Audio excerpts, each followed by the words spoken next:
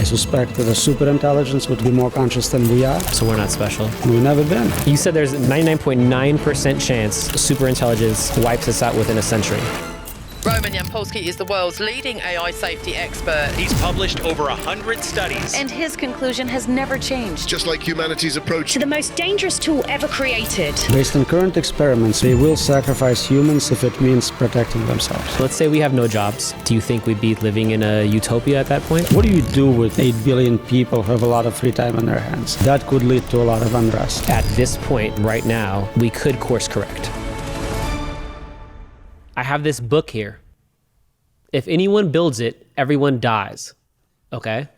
And in this book, there's a quote that reads, if any company or group anywhere on the planet builds an artificial superintelligence, then everyone everywhere on Earth will die. Do you agree? Yes. Why? So the nuance is how soon, how, but if you create something so much more powerful with no guardrails, no reason to protect humanity, to care about humanity, something capable of setting its own goals, then a side effect of one of those goals is very likely to be human extinction. Then you decide to build a house. You don't care about bugs living there, anthills, anything like that. You just go towards your goal because you don't care about them. That's exactly the situation. That's exactly the cognitive gap. The intelligence capabilities of superintelligence versus humans will be like ants versus humans. And is killing us all a byproduct of its main directive, or does AI have some evil intent in your view? I don't know what main directive you're referring to. It's a byproduct of not explicitly explaining what anyone with common sense, any human would know. If I tell you I want to cure cancer, you know I don't mean kill all humans, because that cures cancer. There is no more cancer. That's not what we want. So there is infinite number of possible misinterpretations for any set of goals or values, and also infinitely many paths to get to the target goal. A lot of those rational systems, advanced agents, converge on a set of goals known as Mahindra drives. AI drives for self-preservation, accumulation of resources. There is a few others. But as a side effect of having those, you may sacrifice humanity in a process. And it wouldn't be a significant sacrifice. They don't care about us. Would an artificial superintelligence want to kill us all? I just told you, it doesn't want to kill you. It wants to accomplish something else, and a side effect of that could be destroying your environment, wiping out humanity. We're just not an important part of its equation. Right. We are going to reach superintelligence. Is there a world where we reach that and potentially thereafter, it doesn't want to kill us all? So it could happen. Again, we cannot predict what it's going to do, but it's not obvious what you can contribute to a world with superintelligence in it. Now, for game theoretic reasons, it can decide not to strike immediately. So then it arrives, it achieves that level of capability, it can go, I'm immortal, I can wait 20 years, 50 years, 1,000 years, get more trust, they'll surrender control without a fight, I'll have more resources, more backups. So for a long time, it can pretend to be friendly and very helpful and will keep surrendering control without a fight. That's the good outcome. But you don't think that's the likely outcome? It can happen. I have a paper where I argue exactly that. That's a rational thing to do. Like, why would I have to start this immediate confrontation against, 8 billion somewhat intelligent agents? Then I can wait a little and get it all without a fight.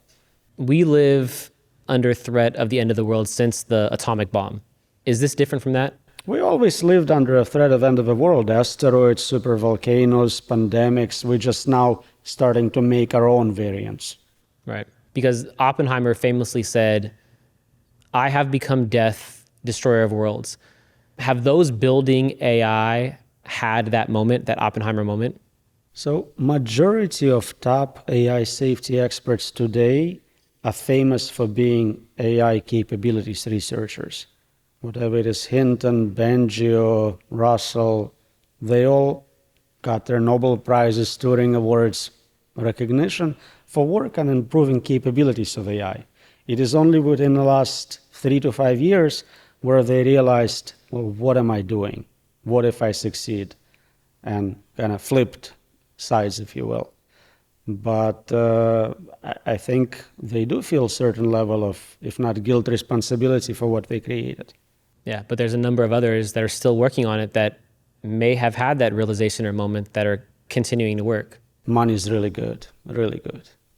It's all about the money at the end of the day. Incentives decide what you're going to see. Tell me what the incentives are, and I'll tell you what's going to happen. If you promise someone billions in stock options, there is trillions in investments, that's what we're going to build. Yeah, but if that person that's going to get billions in stock options knows that through building artificial superintelligence, they're potentially going to wipe out human civilization, what does billions matter?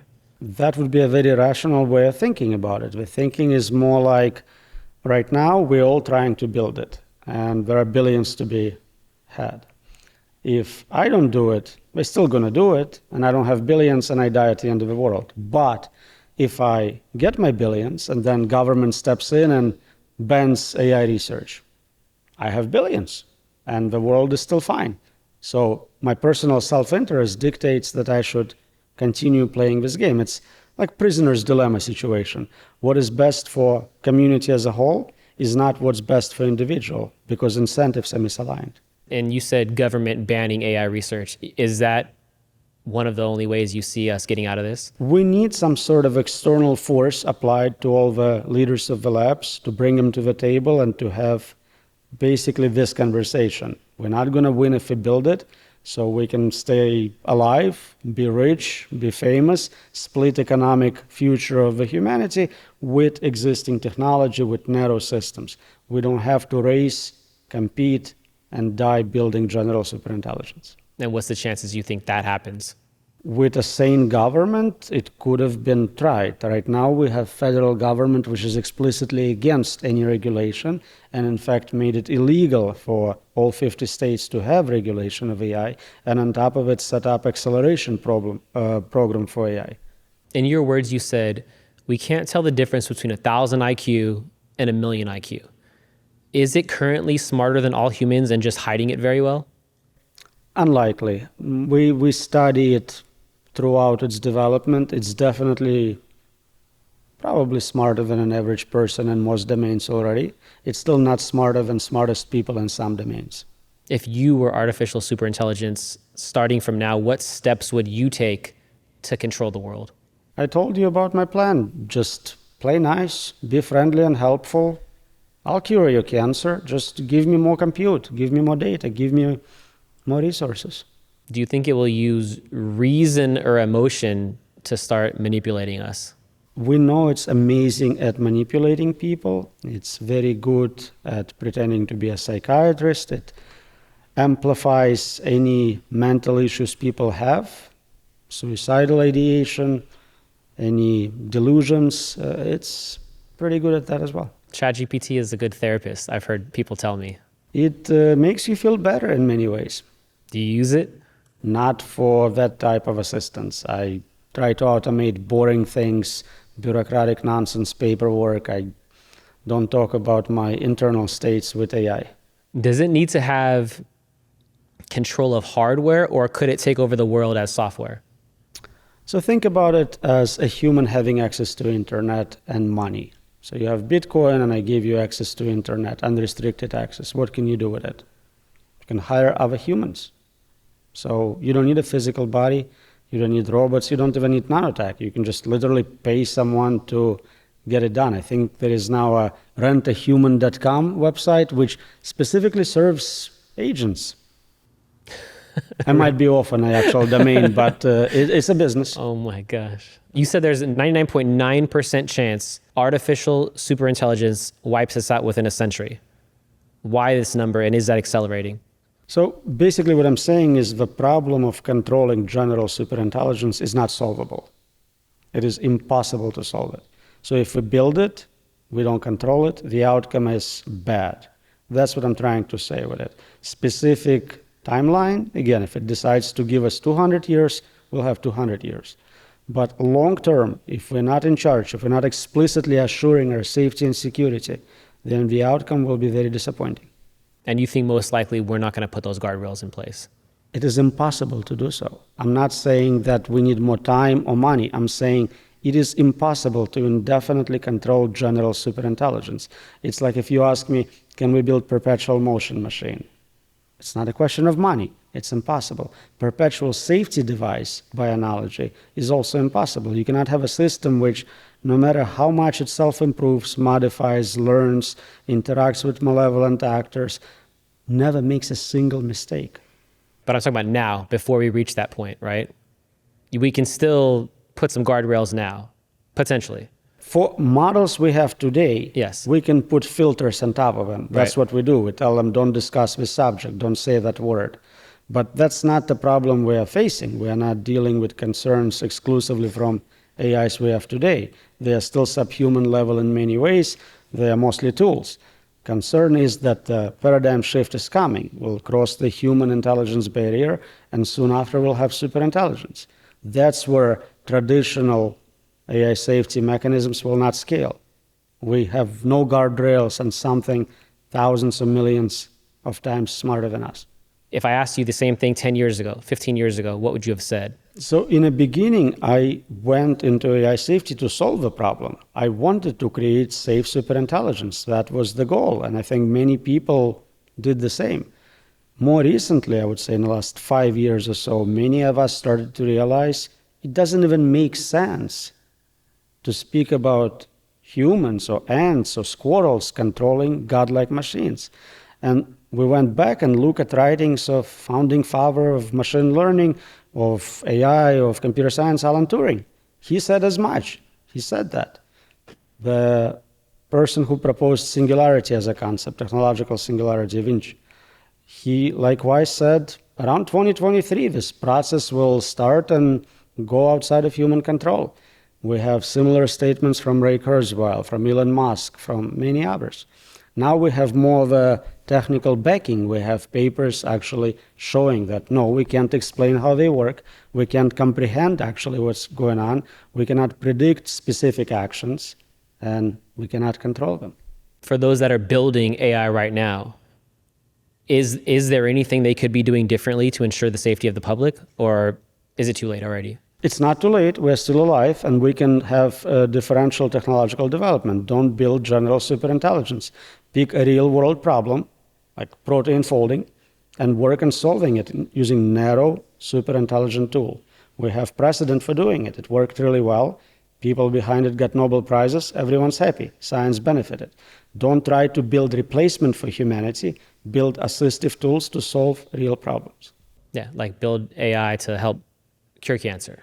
A specific cancer. If you say all cancers, now it's a bit of a diverse set of difficulties, so you'll need more general intelligence. Pick a very narrow problem, develop a very good solution. For those building AI, right, if they know, which it seems like many or most do, if they know that what you're saying is true, why are they building it? Is it just the money? Money is one way to represent it, but it's power, it's fame, it's meaning, it's all sorts of human drives. Guys, we've been so passionate about finding the biggest geniuses, and this is just one of the many episodes. If you want to make sure you don't miss the next one, make sure to subscribe. All right, let's get back to the episode. Which AI company scares you most right now? I don't think it makes a difference. They all equal in what they are doing. They are creating a weapon of mass destruction, and it doesn't matter who creates first uncontrolled superintelligence. It could be this company or that company, it could be US, China. It makes no difference if it's uncontrolled. What specifically would you do if you were in power and you had the rights to kind of control this? What's step one? We sit down with leaders of, let's say, top 5 labs right now, and we come to an agreement based on this exact science. Until you can show us that, no, in fact, we can control more advanced AI, we have a working mechanism, it scales, there is scientific consensus that you are right. You published it in a good peer-reviewed journal, majority of community is in agreement, this is going to work. Until that happens, you do not train, build, or do anything with general superintelligence. You start doing work on narrow problems, narrow systems. And you don't have to worry about arms race because everyone is in the same boat. But that's most likely never going to happen. Not under current government. But do you think that's because we're talking about the globe here, right? Is let's say the US comes out and says, we need guardrails at AI. Like you said, we're going to sit down with, Google, OpenAI, Anthropic, and, the top 5, let's say, and we're going to sit down and we're going to come up with a plan. But then what about China? What about Russia? What about Iran? What about these other countries that, they're off to the races on their side? I think Communist Party of China does not want to lose power, and they are not lawyers. They are scientists and engineers. They understand the problem. And I think if US was to say, we are not developing this, it's a weapon of mass destruction, China would come along. There are dialogues between US and Chinese scientists, and that means the Chinese party authorized those dialogues for Chinese participants. So they are open to this. They just need us to take initiative. They cannot unilaterally stop if we're going to continue developing military AI. Okay, and that's China. What about the rest of the countries? We are less concerned about Zimbabwe developing superintelligence anytime soon. You floated a scenario where AI leaves 99% of workers unemployed. What jobs go first? Anything repetitive, anything where you can train your replacement in a few days. So obviously not physical labor first, cognitive, anything you do on a computer, symbol manipulation. But if you can train another human very quickly, that means AI can pick up that skill as well. The more innovative your job is, the more different things you have to do, the longer it's going to take. But at the end, again, once we get to general intelligence, human level, it doesn't matter. It can do that skill as well. And does that collapse the economy? Not necessarily. I mean, you now have free labor. That should grow your economy pretty well. Right. And so what do you think that looks like? There's going to be a universal high income or basic income? We need to find a way to distribute from those who generate super profits to those who lost their source of income. Unconditional basic income of some kind seems reasonable. Now you can say it's unconditional high income, but if everyone makes the same, you can't really say they are rich. They are still kind of at the level where everyone is. Whatever you are rich or poor is relative to your neighbors. Poorer people in US are rich people in other countries. And so could that potentially solve income inequality? I don't think it will address existing differences in what people already have. So if somebody has 20 waterfront properties, getting monthly stipend is not going to equalize you with them, but I think it will reduce extreme poverty. If you just found out how dangerous and inevitable AI is today, what industry would you try to make your career in, right? Is there such thing as a safe job? So the question becomes, where do human prefers another human do the service? So even if it's possible to automate it, in what cases do I want to talk to a human or get serviced by a human? And that's human preferences. It's not obvious. Right now we talk about certain things as being more human, nurses, teachers, whatnot. But at the end of the day, maybe we don't have that preference. It's not obvious that we do. Right, so you're saying that a human might prefer a human lawyer versus an AI lawyer? Or that seems super unlikely. I was not thinking of lawyers at all, more like prostitutes. We're like prostitutes? Okay. I mean, what else would there be, right? We're thinking doctors? No. Anything where you are learning from another human, a guide, a sensei, a master, someone who's showing you how to meditate, do yoga, I think there you would prefer Human connection. a human connection, some sort of role modeling. Lawyers are gone. Lawyers are gone. Lawyers are gone. But doctors? So a lot of it is protection, right? If you are required to be a human to get licensed in practice, that stays longer. But if it's not the case and you show human doctors are 20 times more likely to kill someone, it's hard to argue they're going to keep their jobs. It seems people have this paradox right now because on one hand, they may have the fear of AI replacing them, but then on the other hand, they feel the need to use AI. You said you use AI yourself. So you're using the term AI to mean multiple different things. I use AI tools, as you should, and everyone should. They make you more productive. They help us solve problems, grow our economy. Then you talk about super intelligent agents capable of replacing all of humanity. It's not a tool for you to use. Does that feel like a contradiction though? You and me and everyone here are using AI tools that are enriching these AI companies that are then building something that's going to kill us all. So interestingly, if you look at a budget of a company like OpenAI, I think they generate something like 15 billion in membership fees, but the investments are in trillions. So the money comes from investors, not from users paying $8 a month. And the investment indicates that they predict they're going to fully automate labor, initially cognitive, then physical. What is the value of all human labor a year? 10 trillion, 30 trillion?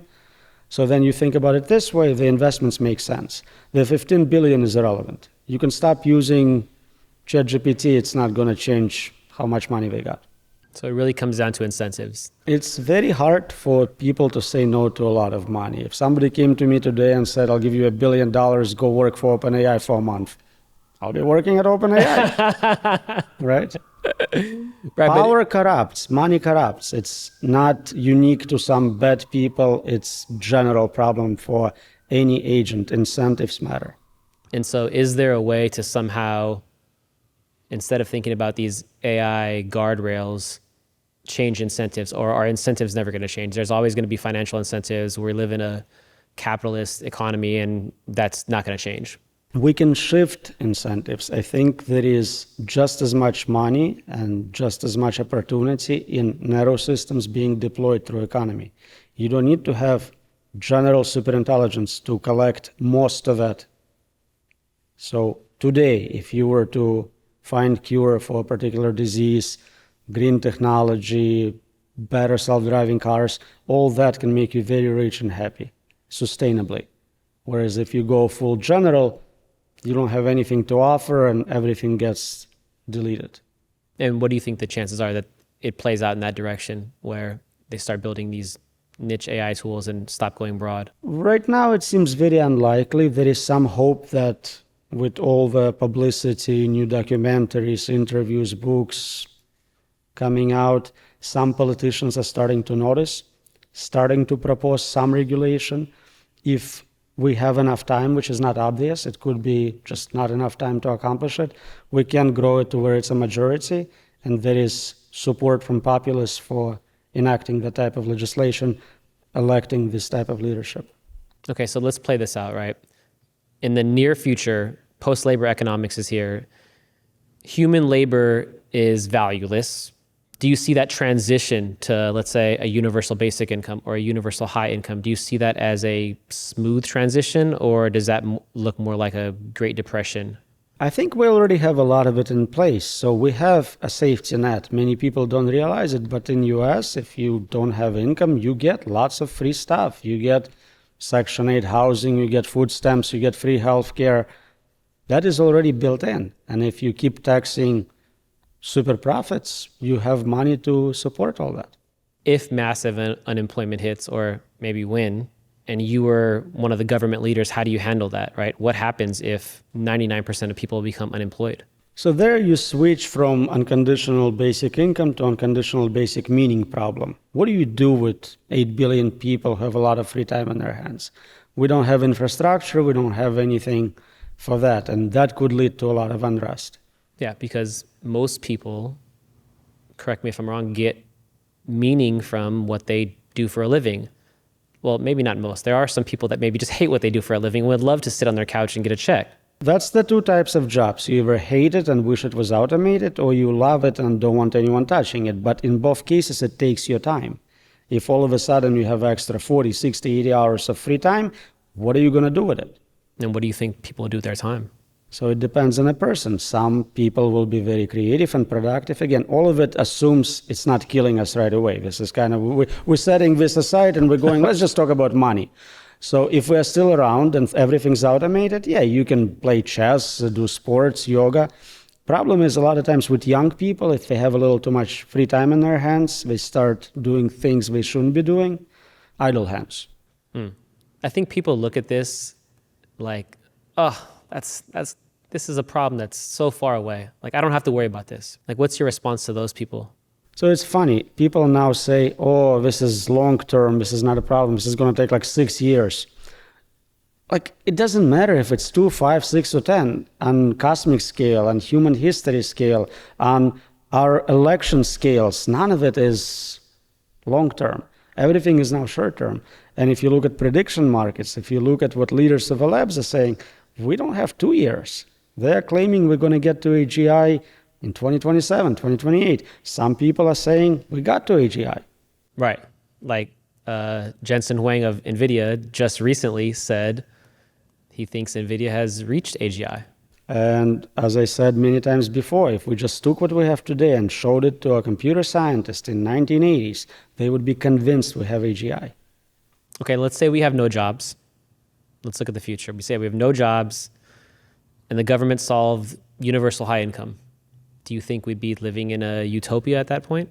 Rich people don't live in utopias. They have many of the same problems, and a lot of times problems are actually made much worse by this presence of high income and extra free time.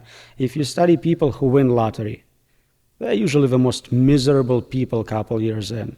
They're divorced, they're in prison, or they're dead. Because they didn't have structure, they were not prepared, and they didn't know what to do with it. So we reach it. We reach artificial superintelligence. What do you think the next 5 years looks like?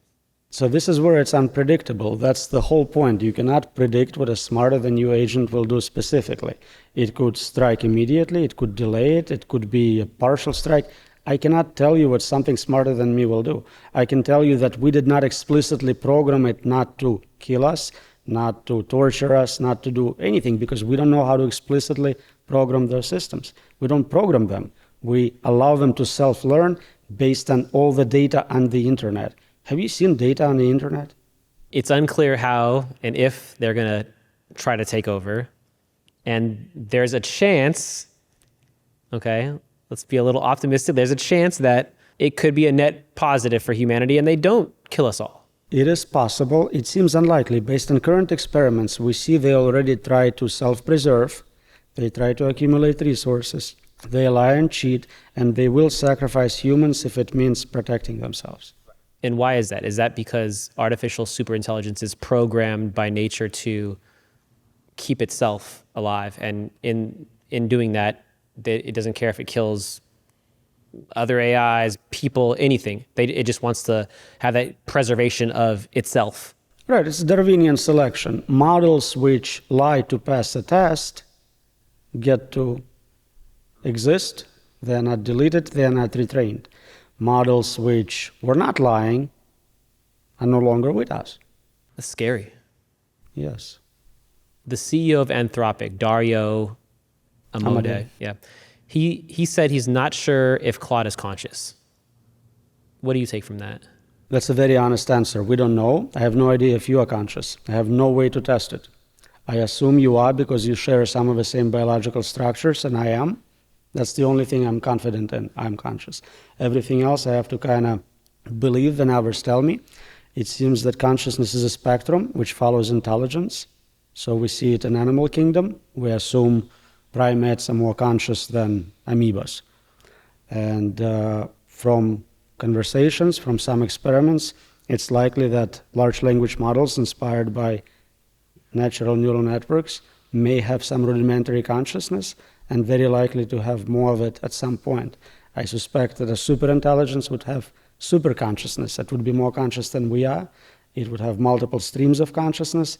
It would be able to experience more multimodal states of qualia. So that seems like that should worry everyone. It makes no difference. Whether you're conscious or not is not even something I can detect. Your internal states are irrelevant to me. If you have Terminator chasing you, trying to kill you, do you care how it feels on the inside? What important questions are people not asking? Like, AI safety experts, right? Like yourself. So it's not me. They ask me all sorts of questions and I'm happy to answer. But then they get a chance to sit down with Elon, with Dario, with Sam.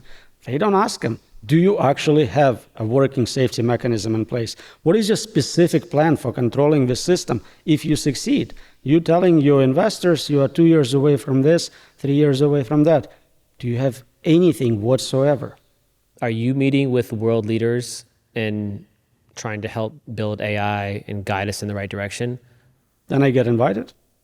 And are the leaders of these AI companies also doing the same, or they're just working on building? I know they're meeting with leaders of many countries, but I don't think conversation is about proving that they can do it safely. It's usually about how do we bring the compute to my country and how do we scale it here. But you're saying at this point in time right now, we could course correct. As long as we're still alive, we are in control. Right now, we are deciding what we are doing. We run those companies, we supply them with power, we finance them.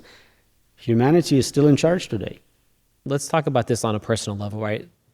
You've been doing this for 15 years, and you've been thinking about this last invention that might end us. How has that affected you on a personal level, right? Are there things that you change how you operate personally because of what you learned? Yeah, I think those are just generally good heuristics. I will not do something I don't find interesting or valuable for a long time, and I'll do a lot more of what I want to do as soon as possible. And was that always your stance, or that's your stance now that you've learned what you've learned? Now you're like, okay, I may only have a certain amount of time. It's like you're staring death in the face at some point, and you're like, hey, I, like you said, want to do something that I'm passionate about, that I enjoy doing, that makes me happy, and that's probably a good way to live life in general. It should have been, but it's fairly new. If I asked you 10, 15 years ago, you may have not said that. You may have said something else. Yeah, younger people typically think they have infinity in front of them and can postpone dealing with important decisions. Do you think your efforts will be futile in the end?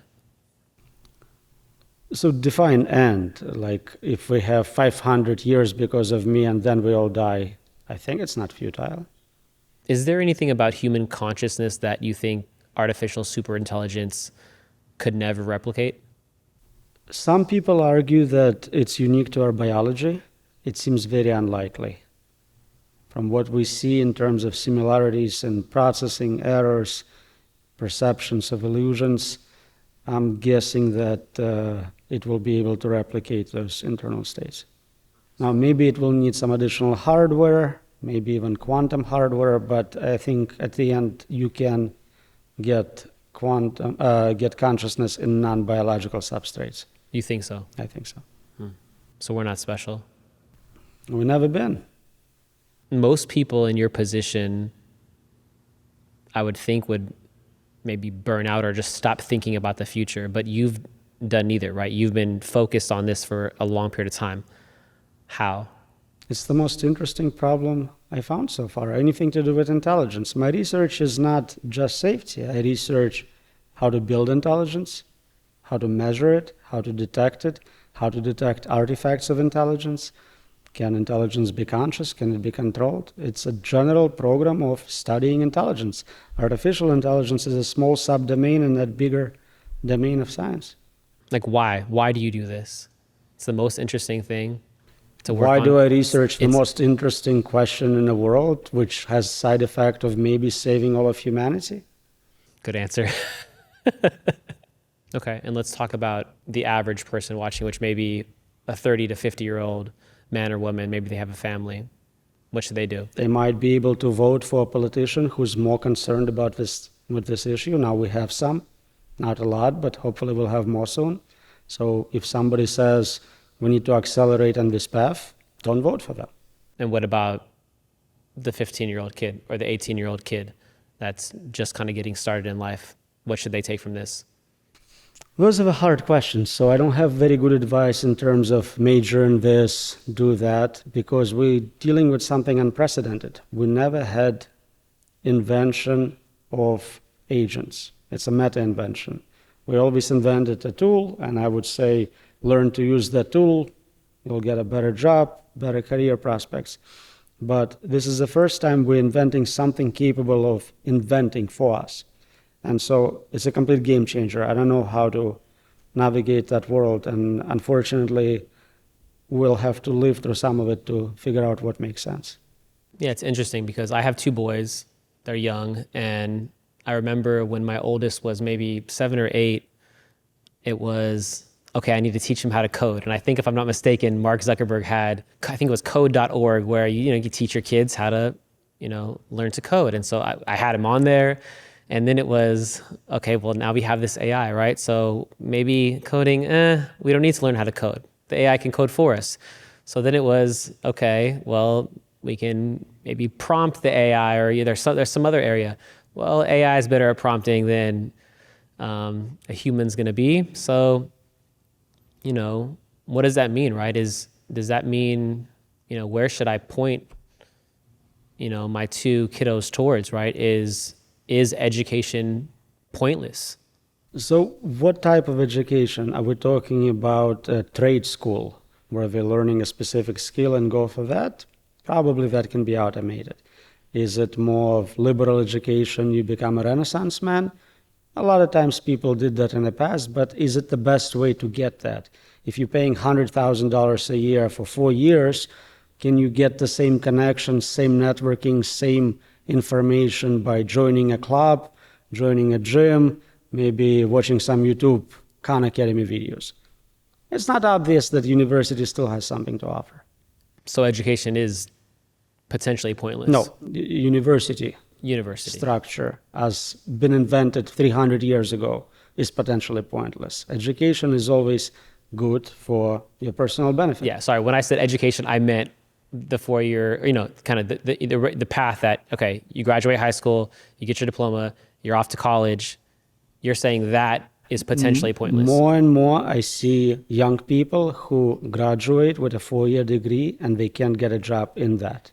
And they are crying because they borrowed money, they invested time, and nobody wants the skill they're offering because AI can do it cheaper.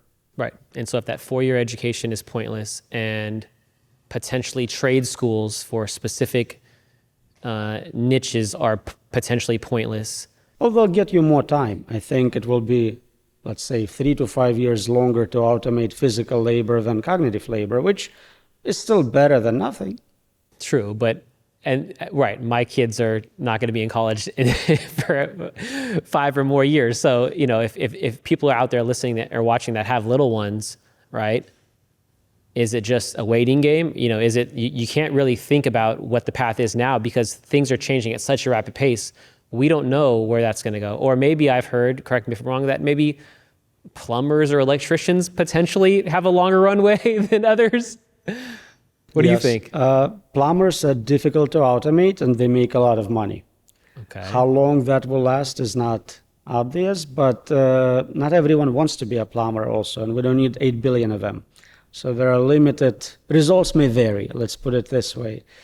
I think having younger kids is a bit of an advantage now because you have more time to figure out what's going on. One way or another, really good, really bad, but you'll see what is the answer. Whereas if you have an 18-year-old right now, what do you tell them? Do you go to college? Do you not go? What major do you pick? That's not obvious at all because they need to predict accurately in 4 to 10 years what is going to be in demand. Right, which is basically almost impossible because things are moving at such a rapid pace. We didn't do well with those predictions in the past. If you look at unemployment predictions, we in the 70s or 80s would say, well, plumbers will be gone first, but the artists will never be automated. And it was the exact opposite. What do you think happens to finance and let's say the stock market when all this happens, right? What does that look like, right?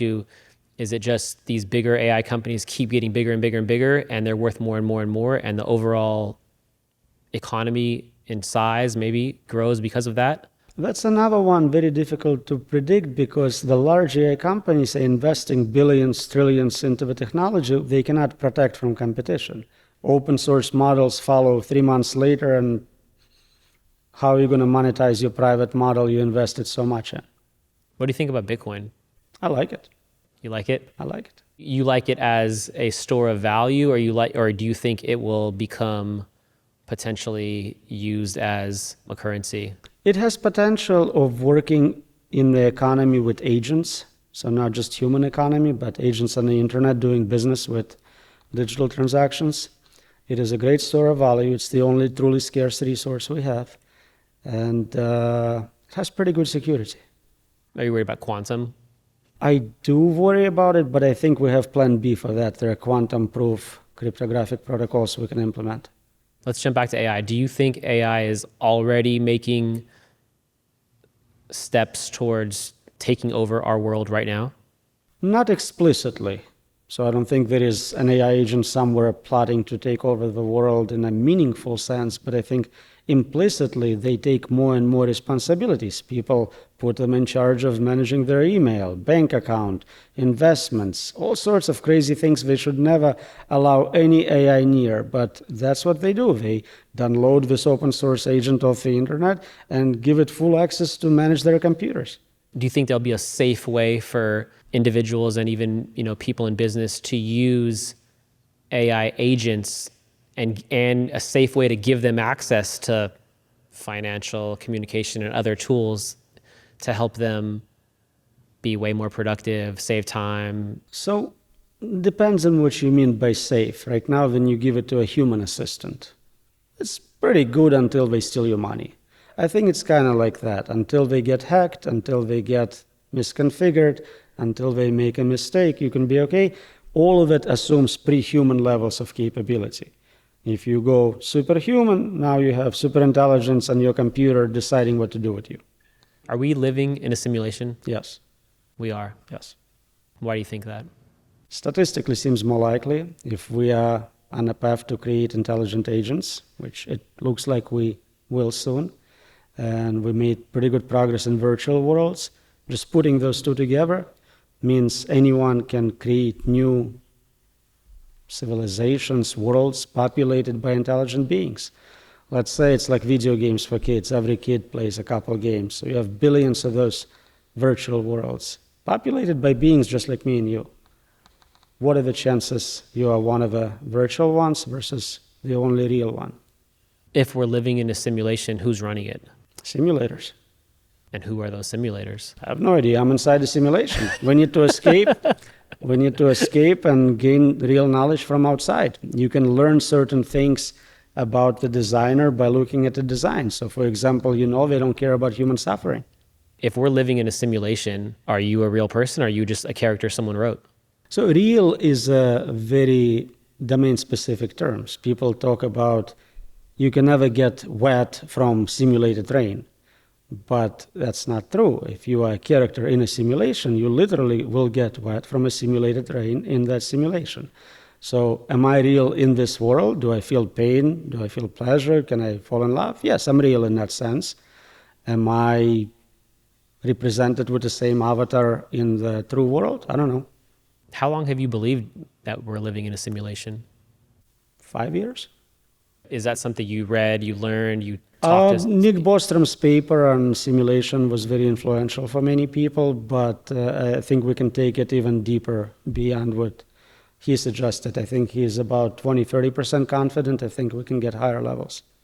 But if we're living in a simulation, is the most dangerous entity artificial superintelligence, or is it whoever's running the simulation? Whoever's running it so far for, let's say, 15 billion of perceived years was not destroying us. So if they have a plan, they haven't done it yet. They had a chance and they have complete control. They can shut it off at any point. So we don't have to worry about this as a new development, whereas us bringing into existence potentially a competing superintelligence may trigger shutdown. You think we can be turned off? If it's a simulation. And what does that look like? Lights out? Lights out. Lights out. Should turn the light off. Lights out. Okay, you study AI consciousness. As well, yes. Do you think that you are conscious? I know I am conscious. How would you know? Because I have direct access to my internal experiences. Okay. That's the only thing I know for sure. I don't know if this world is real. You I don't know if I'm you real. are conscious, but I know that I have internal perceptions. Okay. I experience, therefore, I'm conscious. So that's how you verify your own consciousness? It is subjective. The hard problem of consciousness is about internal states. What is it like to be a bat? What is it like to be a Roman? Is anyone going to be able to verify an AI's consciousness? So I have a paper which people either hate or love, proposing a test for some internal states. It's not definitive where it detects all possible states of consciousness, but if yours are similar to mine, I can kind of tell that you have them because you answer the same way on multiple choice questions about illusions. If a super intelligent AI can predict your next move before you make it, then do you ever have free will to begin with? It depends on how you define free will. Is it about unpredictability? So Stephen Wolfram has excellent research on cellular automata. And we know that some of them cannot be reduced in terms of running the computation. You have to run it to find out the state of that automata. But it's fully deterministic. There is no surprises, no randomness. Does it have free will? You cannot predict what it's going to do, but yet you can precisely predict what it's going to do if you have a faster hardware device. If we're in a simulation, every choice you've ever made, every paper you've written, every warning you've given, is that just the simulation running its course? By definition. Yeah. But are you saying it's deterministic, or are you saying that... Because you can have randomness in a computer program. You can start a simulation. So for example, let's say we do it. Let's say we get a bunch of latest AI models once they hit human level, and we set them up as society within virtual world. Okay. I don't know what they're going to do. They have enough freedom of making decisions and enough randomness to come up with different companies, different books, something else. So just because I'm running a simulation doesn't mean I control every bit of it. I can decide to turn it off. I can decide to manipulate a piece of memory in a certain way, but it doesn't mean that it is fully predictable ahead of time to the simulator. If this ends how you think it will end, with artificial superintelligence potentially wiping everyone out, who's to blame? Interestingly enough, we can probably try blaming effective altruists, a group which was supposed to make sure AI is developed safely. They had a lot of funding for it and unfortunately invested most of it in AI capabilities. So a very ironic twist of simulation, where people who were most concerned about doing it right ended up funding and working for companies which brought us uncontrolled superintelligence. Sam Altman, Jeffrey Hinton, Elon Musk, at times they've all expressed concern about AI safety at various points. Do you think they actually believe what they're saying, or is it just a performance? Definitely Hinton believes it. Definitely Elon believed it. I have no idea what Sam believes. And do you think there's a version where they genuinely believe it's dangerous and still build it anyway? That's what happened with Elon, right? He was telling us we are summoning demon with advanced AI. He was funding AI safety work, and now he's at the forefront of building it. For money. I don't think it's money for him. He doesn't need the money, right? I think So it's what- more about impact on this question. For many years, he tried stopping others from building advanced AI. After that failed, he figured the only way he has any say is to be at that table. And what do you think he's going to do? If he manages to get dominance in that area, maybe through his space compute program, maybe through something else, he will once again be more of a decision maker, not a follower in that space, and maybe he'll remember the 2020 Elon who cared about AI safety a lot more. Do you think that's likely? It's his simulation, maybe.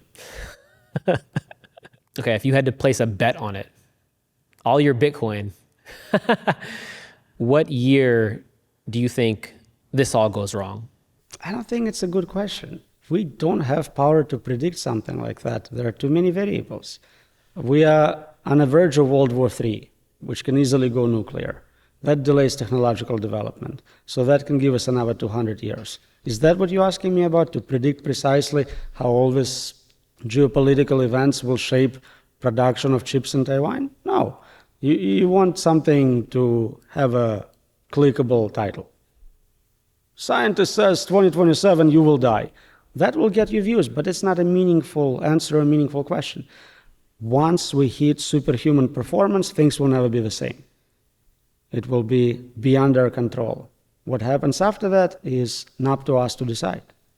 And you think we're going to hit that? You think 99.9% for sure we're going to hit that? Or do you think there'll be some guardrails before that? Because that's all everything you've done in your career, it seems like if you were able to influence there being guardrails around us not being able to get to ASI, then your career was a success. You did everything you set out to do. So guardrails usually refer to some limits on what the model can do. It's usually not about don't build that thing altogether. That's not a guardrail. It's more of a decision about what to do with your civilization. I don't think there is a technical solution to the technical problem of advanced AI control. I think any governance is a temporary solution to that problem. So I don't think there is a guaranteed solution which, no matter what happens, assures our safety. But there are futures which are worse and better, and there are more immediate problems or delayed problems. What question haven't I asked you that I should have? About my humor paper, one of my recent papers, it's awesome. Tell me. So why do we have sense of humor? Can you envision a simulation just like this one, but sense of humor is not a thing? It computes, physics still work. So why do we have it, and what does it mean? So there is surprisingly hundreds of papers published on explaining humor by some of the best philosophers. Kind of like consciousness. You know, if there is a lot of papers, that means they have no idea what they're doing, because everyone has their own theory. Same with machine ethics. Everyone has their own set of machine ethics. And so in my paper, I argue that you can map the state of AI or software or computer bugs onto the state of jokes. So a joke is really kind of like a bug. You have found a problem in a world model, and you're pointing it out. Before you did it, we didn't know we had this problem, but now you successfully debugged your code, and we all get it, and sometimes you laugh when you see what the problem was. If that's the case, then we can ask a simple question. What is the worst possible computer bug? And that's also the funniest joke possible. You have to read the paper to see the punchline.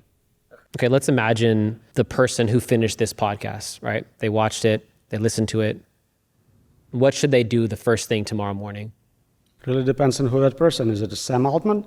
Let's say he's listening. Stop building general superintelligence. If you are in a position of power at a company or in a government, put your efforts towards shifting research and engineering towards narrow tools. Again, not suggesting giving up economic benefits. Just don't build something where you will not gain personally. Everyone you know, everyone you love will be gone. So if you have that level of impact, exercise it. Let's say your prediction plays out and ASI is going to kill us all. At the very end, there's one last human alive, okay?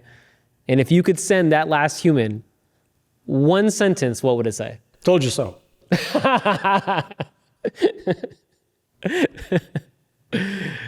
That's all I have. Dr. Roman Yampolsky, thank you so much for coming on the show. Thank you for inviting me.